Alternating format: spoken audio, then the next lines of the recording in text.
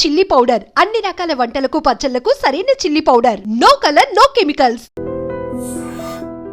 అంటే నాకు ఒకటి అనిపిస్తుంది, ఇన్ పర్సనల్ ఒపీనియన్ కావచ్చు, ఇదే ప్రాజెక్టు ఇదే విధంగా ఇప్పుడు మీరు ఏదైతే చేస్తున్నారో అదే కావచ్చు, ఇదే టెక్నీషియన్స్ కావచ్చు, ఇదే విధంగా వేరే వాళ్ళు తీసుంటే ఇంకా ఎక్కువ బడ్జెట్ వచ్చి ఉంటుందేమో అంటే ఏమంటారు మీరు?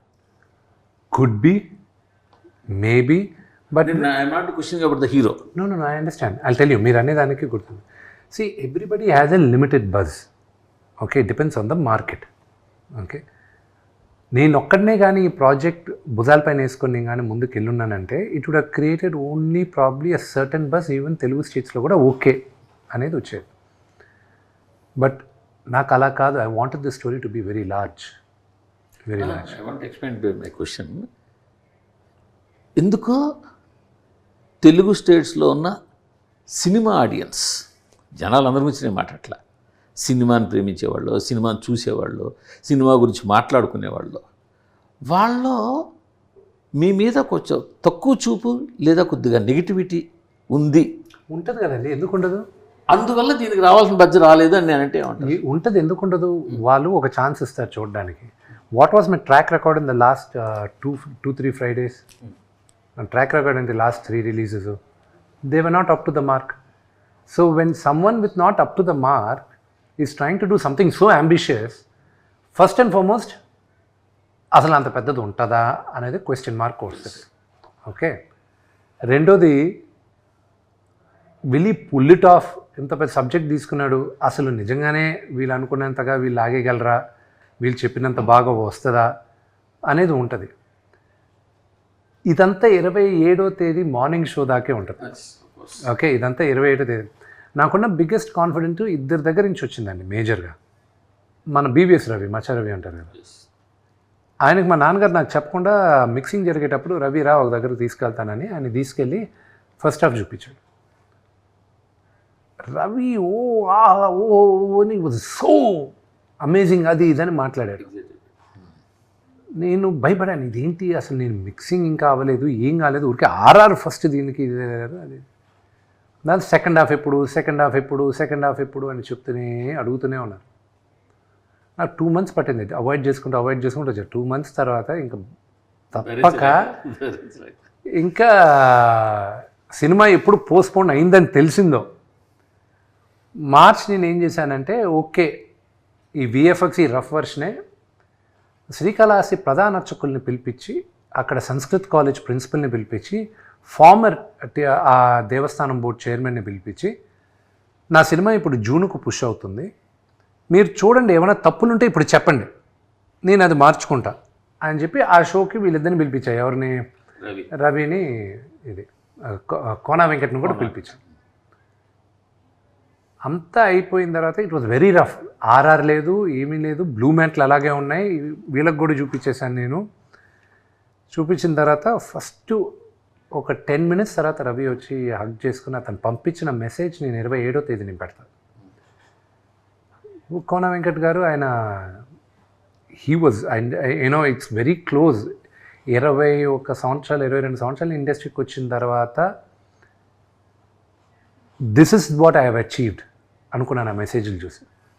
దాని తర్వాత ప్రధాన అర్చకులు అయితే ఒక్క డైలాగ్ మార్చుకో, భక్తి అంటే ఏంటో ఇదే అని చెప్పారు. దెన్ వినీ వాళ్ళ ఫాదర్కి చూపించాను, మా వైఫ్ వాళ్ళ ఫాదర్ సుధీకర్ గారికి. అంకుల్ చూసి ఒకటి అన్నారు, నేను మా నాన్నగారు చనిపోయినప్పుడు ఏడ్చాను విష్ణు, దాని తర్వాత ఇప్పుడే ఏడుస్తున్నాను నేను, కానీ ఇది హిందూయిజము ఇదని కాదు, ఇది ఒక pure devotion. It transcends all religions. It's pure devotion. ఇది ఇట్స్ అ సూపర్ మూవీ అని ఆయన ఫీల్ అయ్యారు. So it gives me encouragement. కానీ మీ ముగ్గురికి తెలియదేం కాదు, 4 గోడల మధ్యన మనం అందరం చూసుకొని ఎక్స్ట్రాడినరీ అది ఇది అనుకున్న సినిమాలు పెద్దగా ఆడియన్స్ దగ్గరికి వెళ్ళేసరికి రీచ్ అవ్వకపోవచ్చు. పర్వాలేదు అనుకున్న సినిమా, ఫర్ ఎగ్జాంపుల్ ఇప్పుడు 6వ తేదీ డి రిలీజ్ అవుతుంది. 2006 November 23rd నా బర్త్డేకి డి ఫస్ట్ షో పడింది ప్రసాద్ ల్యాబ్లో. April 13, 2007కి రిలీజ్ అయింది. ఈ మధ్యలో 100 షోలు ప్రసాద్ ల్యాబ్లోనే పడింది. దిల్ రాజు గారితో సహా చూసి ఈ సినిమా యావరేజే అమ్మాయి, పెద్దగా ఆడది, ఇది కష్టమే అని చెప్పి ఎవరు డిస్ట్రిబ్యూట్ చేయలే. దాని తర్వాత లాస్ట్లో నాన్నగారు తీసుకున్నారు. అలా చాలా మంది డిస్ట్రిబ్యూట్ చేయడం, ఇది యావరేజ్ అన్న సినిమా మన తెలుగులో బ్లాక్ బస్టర్ అయితే చాలా బస్టర్స్ ఉన్నాయి. ఫర్ ఎగ్జాంపుల్ అరుంధతి, దాని హిస్టరీ, మనీ ఒకటి, money. So all that. So what I'm trying to say, when it comes back ultimately ఇది చేసేది, ఐ హ్యావ్ డిసప్పాయింటెడ్ నాన్నగారు ఫ్యాన్స్. నేను డిసప్పాయింట్ చేశా, నా సినిమాలు నచ్చిన వాళ్ళు నేను డిసప్పాయింట్ చేశా. I hope with this movie I'll be able to say sorry. అందుకని ఎందుకంటే ఇప్పుడు రామ్ జోగి శాస్త్రి గారు రాసిన పాట చాలా బాగుందండి. ఆ పాట కూడా దానికి తగ్గ ట్యూన్ దగ్గర అసలు వెళ్ళాల్సిన రేంజ్కి ఇంకా వెళ్ళలేదేమో అని. I hope maybe it is a slow start, release తర్వాత వెళ్తుందేమో. బట్ రామ్ జోగి గారు రాసిన పాట వరకు చెప్తానండి, అది ప్రాబబ్లీ అది మీ అంచనా అవ్వచ్చు. బట్ సోఫార్ అది టీ సిరీస్లోనే ఈ ఇయర్లో ఈ రోజుటికి, అది మహాశివరాత్రికి 1 month ముందు రిలీజ్ అయింది. ఈ రోజుటికి ఇట్స్ ద హైయెస్ట్ టీ సిరీస్లో, ఇట్స్ నాట్ మై డేటా, ఇది వాళ్ళది, it's the highest played song ఈ రోజుటికి. అది ఫస్ట్ రిలీజ్ చేసిన 2 వారాలకి శ్రీకాళహస్తి ఆ రోజు మహాశివరాత్రి రోజున అక్కడ రిలీజ్ చేస్తుంది. మొన్న రిలీజ్ అయింది పాటలు, పిల్లల పాట, అది గుడిలో రిలీజ్ అవ్వాల్సింది. అది రిలీజ్ అయిన వెంటనే రిలీజ్ అయ్యేటప్పుడు వీ హ్యాడ్ కాల్ అన్నమాట. They said please do not release it, this is going to high attraction అన్నారు. ఇప్పుడు దాకా రిలీజ్ చేయనిలా మమ్మల్ని. ఇంకా పిల్లల పాట ఒక అసెట్ రిలీజ్ చేయాలనేది ఈ రోజుటికి యాపిల్ ఐట్యూన్స్లో it's in the top 7 trending, Shiva Shankara. So we were quite happy with it. Of course నేను అమ్మేసి ఉంటే ఆ ఆడియో, నేను ఎవరికి అమ్మను నా ఆడియో, నేను ఇప్పుడు దాకా నా ఆడియో ఎవరికి అమ్మలా, నేను ఓన్లీ డిస్ట్రిబ్యూషన్ ఇస్తుంటాను. ఏం లేదు నాకు ఈరోజు నాకు ఇంకొక ఇవ్వను, నేను ఎప్పుడు ఇవ్వలేదు నా సినిమాలు ఏది లాస్ట్ 5-6 years అయినా. మ్యూజిక్ అయితే లాస్ట్ నేను అమ్మింది దేనికైనా రెడీ, దాంట్లో పిల్లందం కేకా కేకా అని ఒక సాంగ్ ఉంది. ఆ సాంగ్ 3 yearsలో that song made about first ఇయర్లో ఇట్ మేడ్ 83 lakhs. 2012లో ఇట్ మేడ్ 83 lakhs ఆ ఒక్క సాంగ్.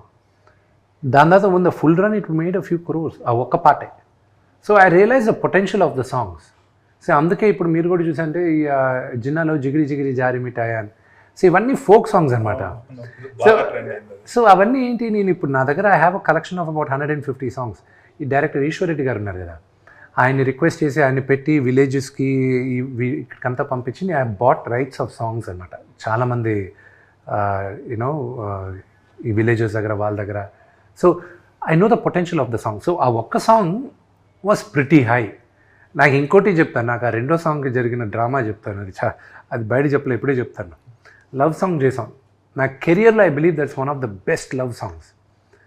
అది చేసిన తర్వాత మొన్న రిలీజ్ చేశాను కదా, మీడియా వాళ్ళకి పబ్లిక్ థియేటర్స్లో వేసి చూపించి ఇంట్రాక్షన్ కావాలి మిగతా స్టేట్స్లో కూడా అని నేను దాన్ని సెన్సార్కి పంపించాను, లిరికల్ వీడియో. కన్నప్పకి లవ్ స్టోరీ ఉందని ఆధారాలు ఏమున్నాయి నాకు చెప్పండి అని అక్కడి నుంచి నాకు లెటర్.